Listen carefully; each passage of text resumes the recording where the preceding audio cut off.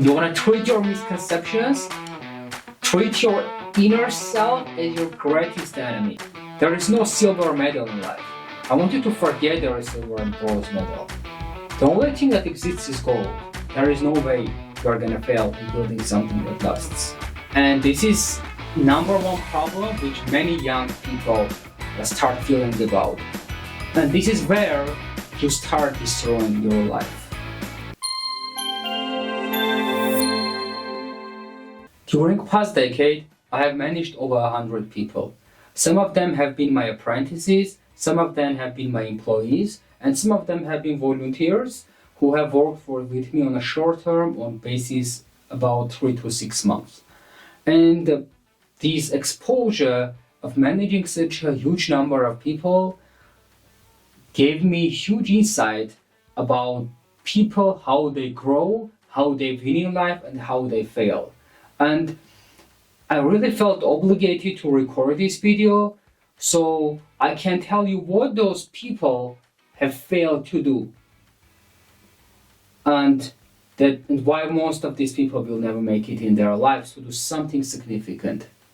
If you are just graduating from college, if you are a freshman in your college, or you just finish your high school and you don't know the next steps, and this is absolutely the right video to watch for you, because we're going to talk what you need to avoid and what you need to do in order to be absolutely the best in the world. But before we continue talking about roadblocks that you are going to happen to see in your life, I want you to be sure that you made the right career choice. And I want to give you a simple framework which is going to show you if you have made the right career choice or you are in the wrong place. So I want you to imagine 3 circles. And one of their circles is gonna contain what you are passionate about.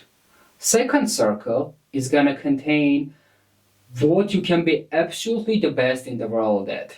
And the third circle is what's gonna drive your economic engine.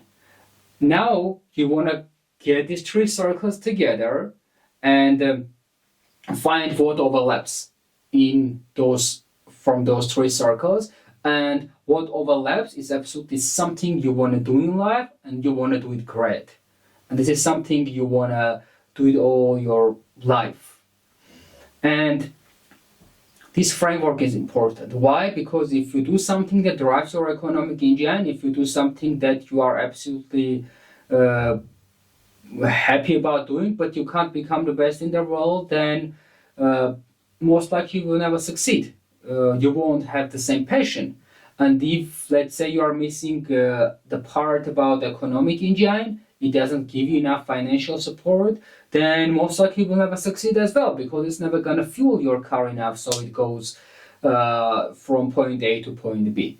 So if you have the answer, then now you want to have the right steps to move forward, and you also want to have enough knowledge of what problems you are going to have down the road to reach success and heights of life which most people don't.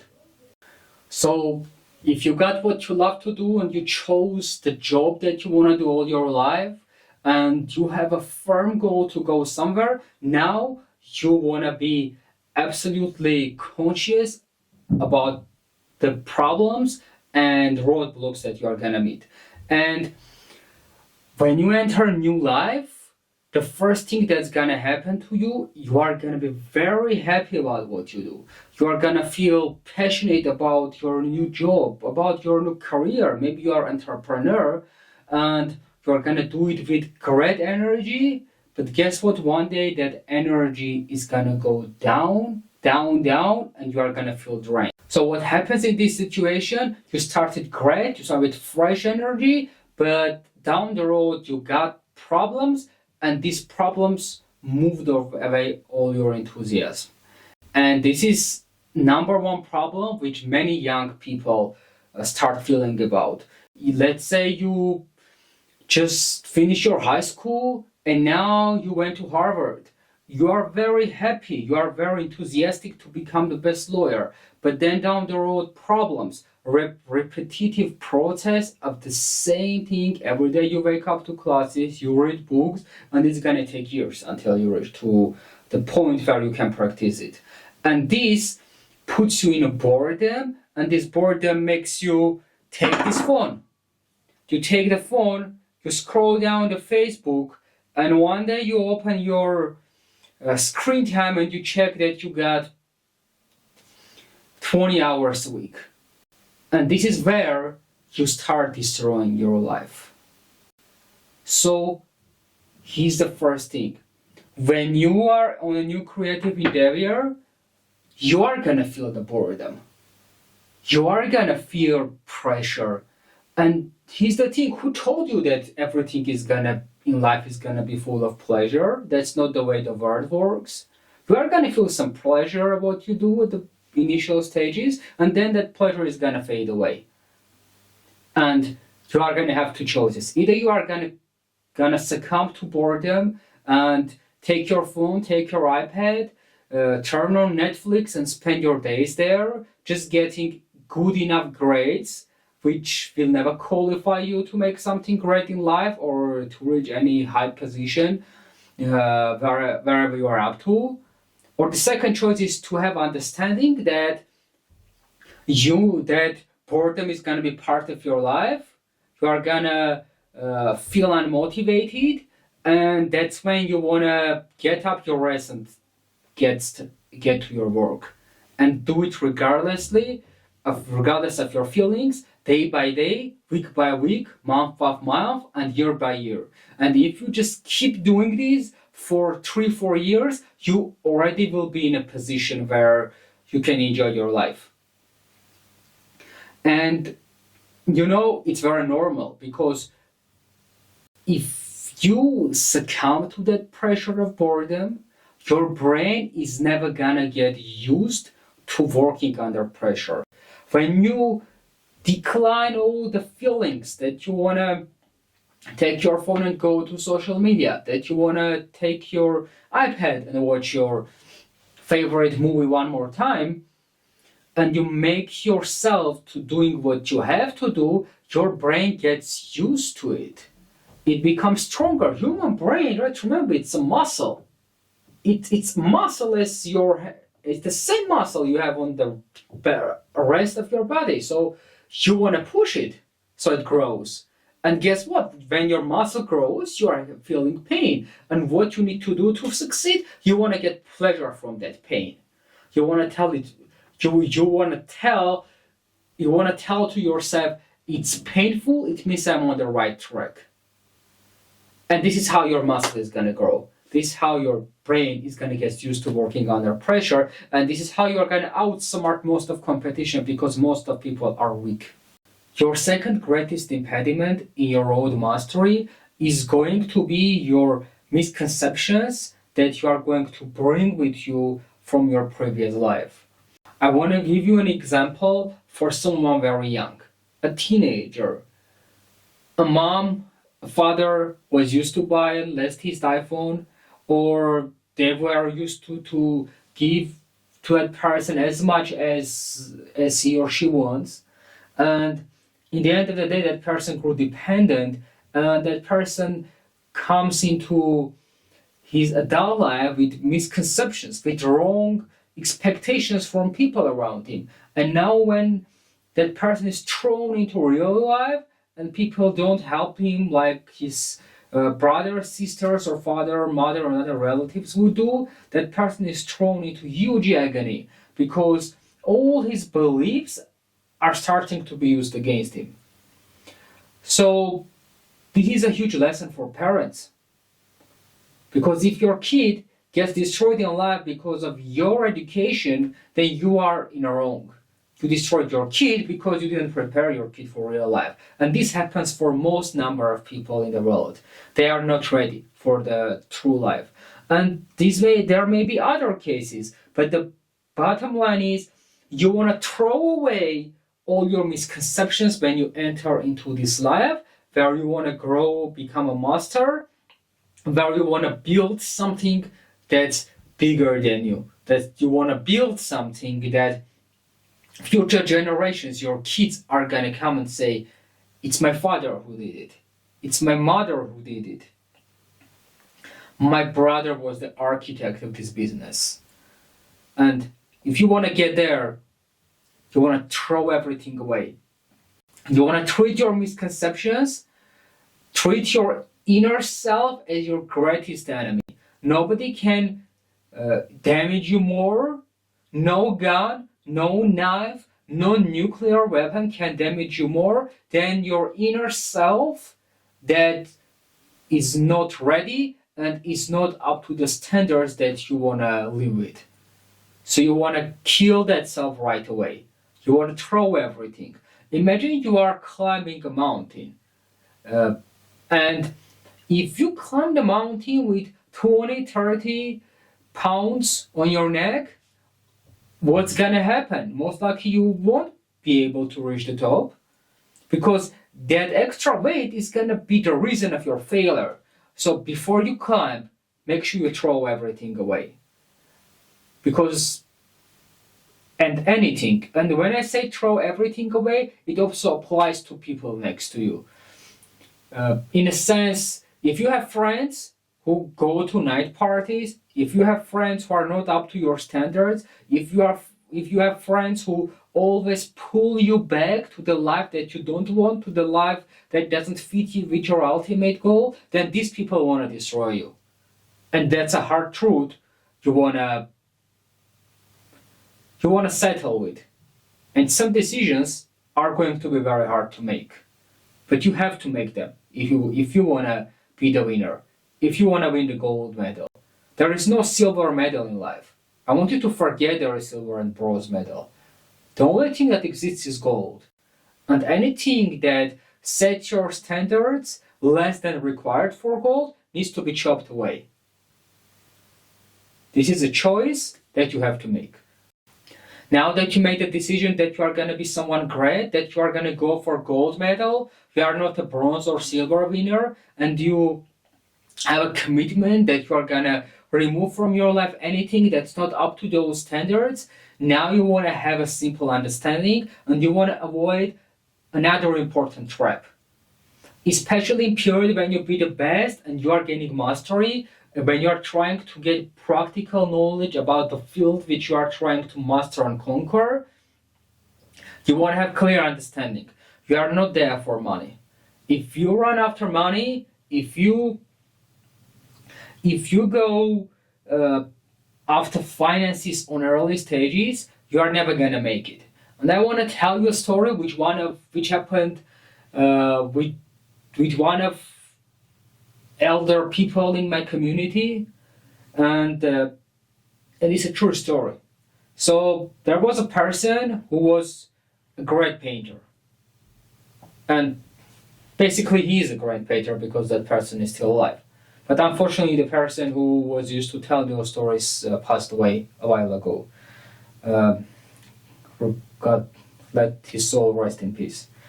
So basically, he's in touch with the painter, and this person gets a very lucrative offer. But meanwhile, he has a second option. He can go to Italy and study deeper and more techniques which are going to make him a better painter. And he comes to that elder person and he tells him, you go to Italy, you don't take that money. If you take that money, it's going to be end of your career. And that person, that painter, was a wise man. He listened to the wise and he made it. He became one of the best in what he used to do. So that's a conscious choice you want to do. You want to do something to get practical knowledge. You want to get to know the best. You want to get to work with the best of your niche, even if it's for lesser pay than other companies going to give you. But most importantly, you are going to choose challenging environment. You are going to be in a challenging environment where you feel inferior, and that's not a bad thing, because that means you have somebody better than you, because this means this is the place where you can grow. And when in that particular place you became the best, you want to go and be the best in a different position, in different company, different country, I don't know what, but the ultimate goal is that you want to be in a challenging position. The moment the challenges go, you get relaxed and there is no longer growth. So as long as you are mastering your niche, you want to just satisfy yourself with your basic needs, you or your family, whatever works, and you want to do whatever it takes to gain more knowledge. You are going to get, at this stage, your ultimate goal is to get practical knowledge. And remember, practical knowledge is your ultimate commodity.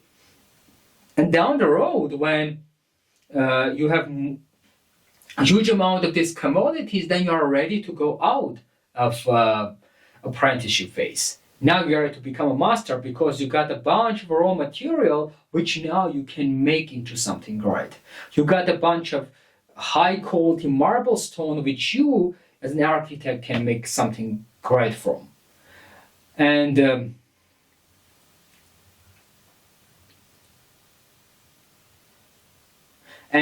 one more thing I think I would like to add that is applicable to this topic is the fact that you shouldn't follow clear advice of people. You don't want to follow clear advice of books because these books, they don't know your particular situation. Sometimes you are going to ask someone a question who's more experienced, who's better in your field, but that person doesn't have the same information as you. That person doesn't have the same knowledge as you about what's happening in a particular scenario.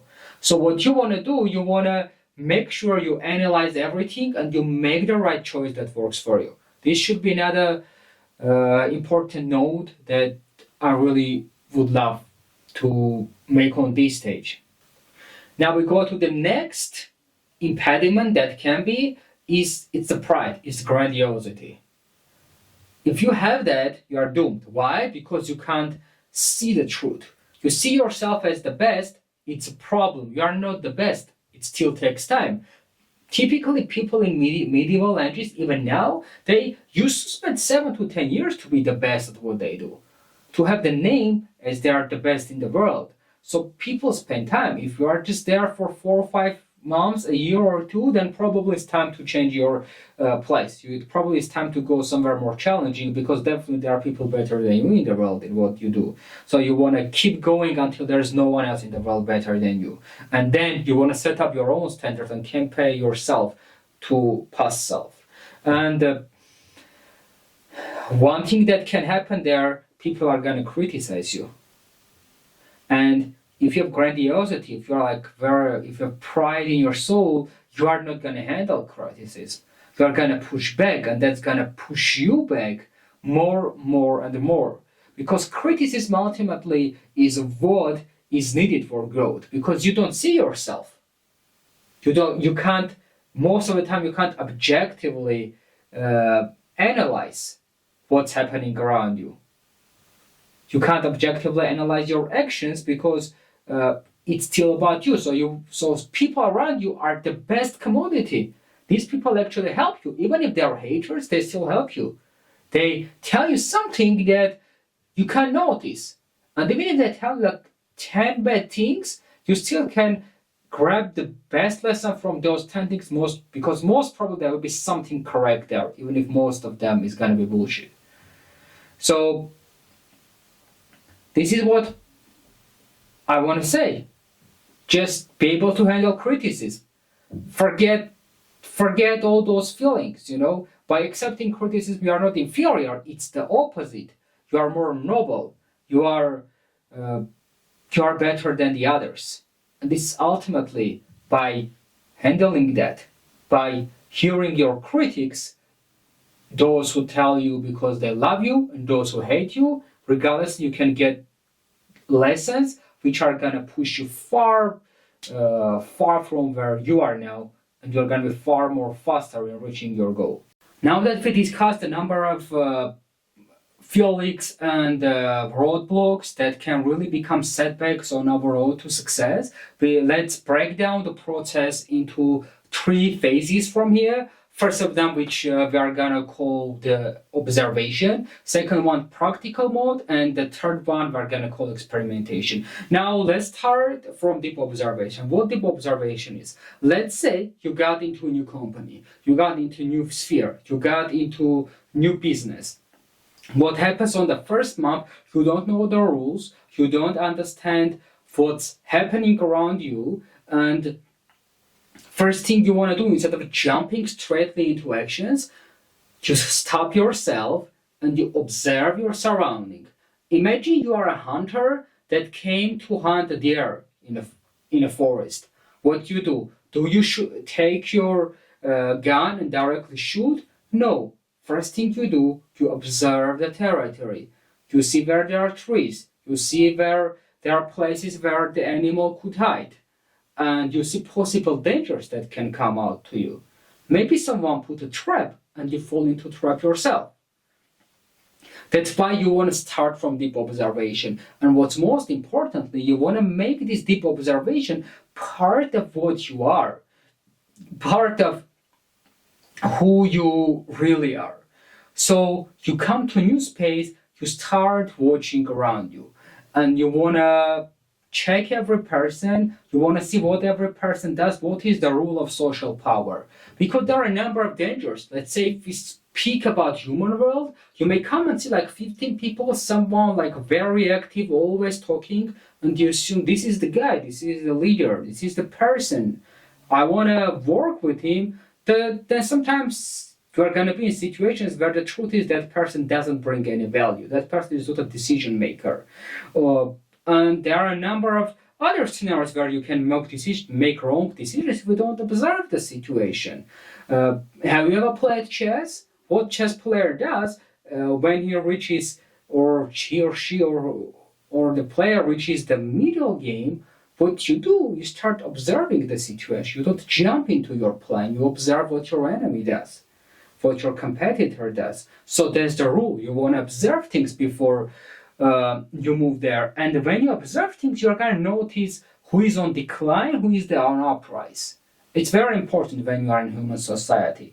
You want to understand whom you are working with, who is the sphere, who are the people next to you, and you want to understand if they are rising on the top, if they are like great at what they do, or they are on decline, which means if they are falling stars. Because based on that, you want to build your communication, your relationship. You want to make the right people to choose with. Because, there is a common rule, and this is not something cruel, but the thing is, if you are always dealing with weak people, you are going to weak as well.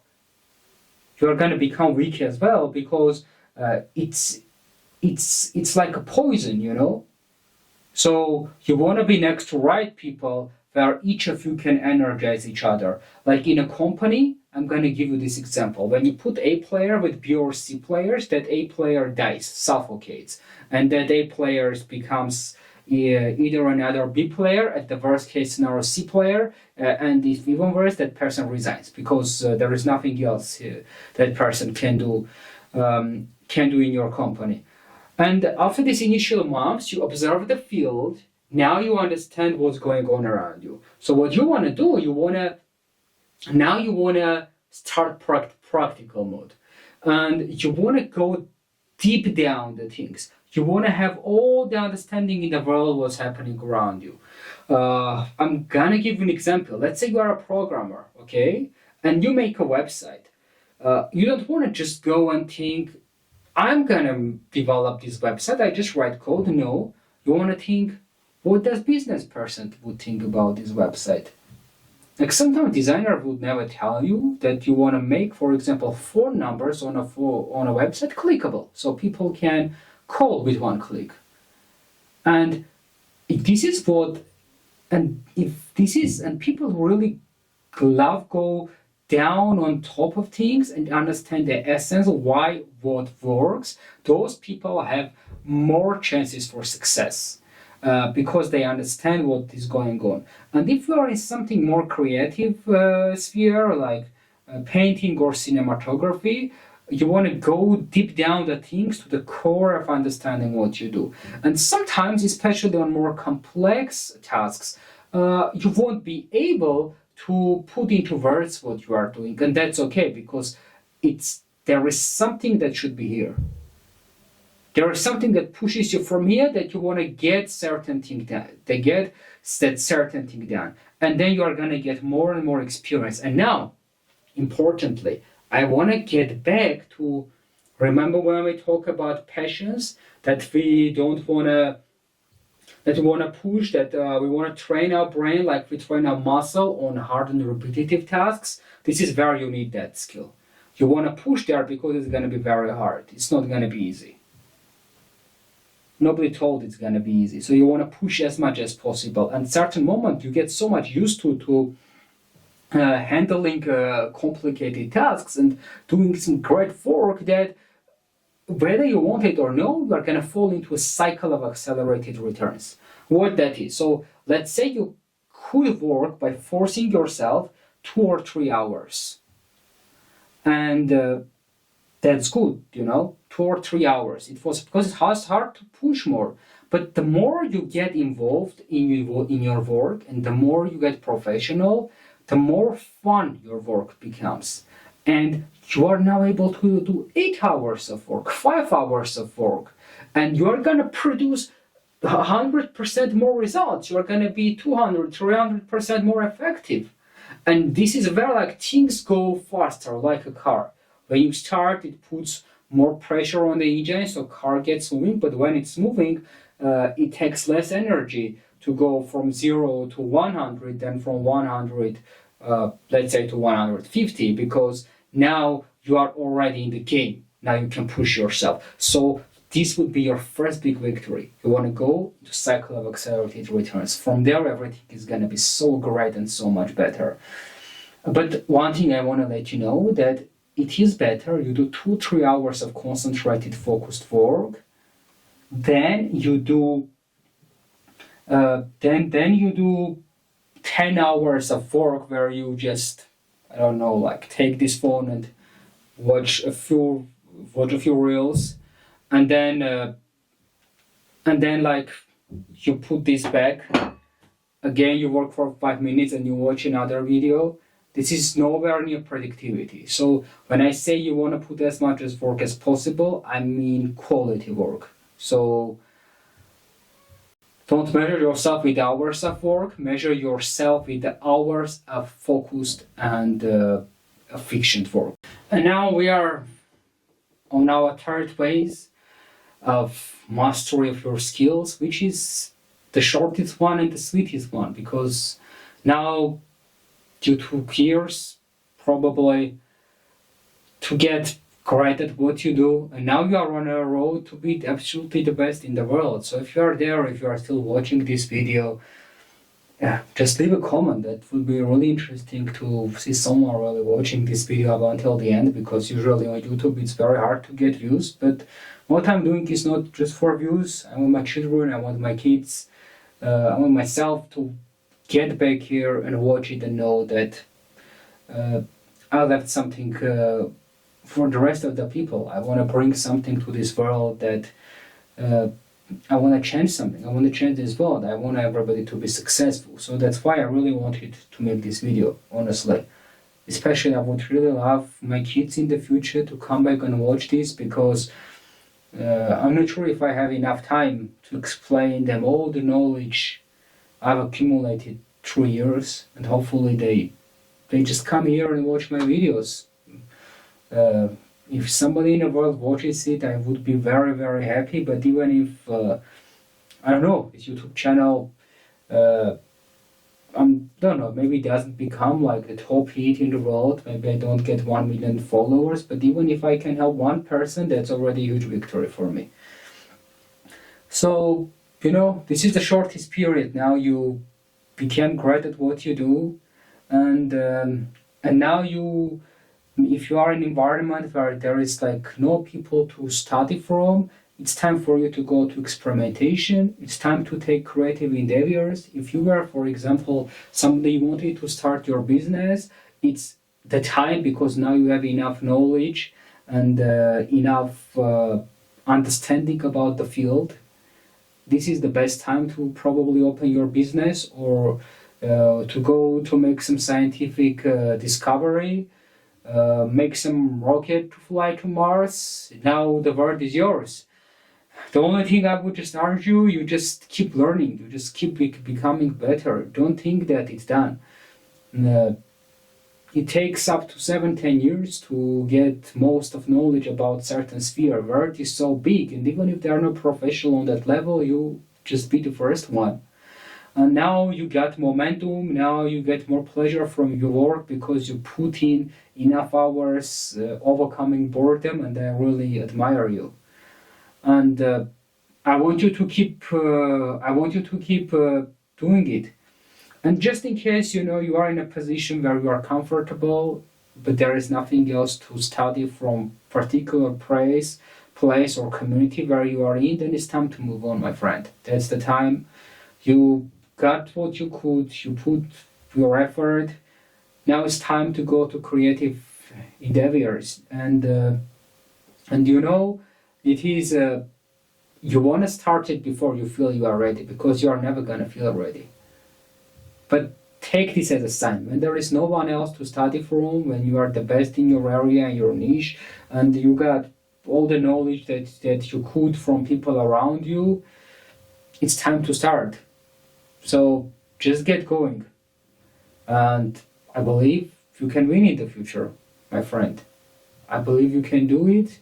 I believe you can change the world, and you can be someone whose name people are going to remember for generations to come. Now it's time for my epilogue, and I want to just share with you a few thoughts about current world and how the world has transformed throughout centuries. I gave a few examples, some people from modern life, some people from Middle Ages. Why? Because essentially not much has changed through centuries. Learning curve, the process of becoming a master and acquiring new skills, never changed. It's still the same. And what has changed, however, is that now there is huge amounts of information here and there, and you can practically accumulate unlimited amount of information down the road. So what do you want to do? So you want to accumulate those. And what you want to do, you want to be able to compile them, and if you're able to compile them and take a good use of this huge amount of information, then you are the winner. And I believe there will be a big gap. People who are overwhelmed by a huge amount and gigabytes, terabytes of information, and people who can take that information and make a good use of it. So I believe and I hope we are on the right side of barrier, and if you are one, there is no way you are gonna fail in building something that lasts. And I want you, as a last advice, I want you to change the perspective. I want you to stop thinking about yourself as just mere worker, employee, and entrepreneur. I want you to think about you as a builder, as an architect.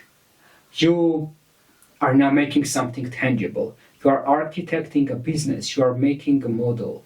So I want you to think about yourself as someone who builds something that lasts.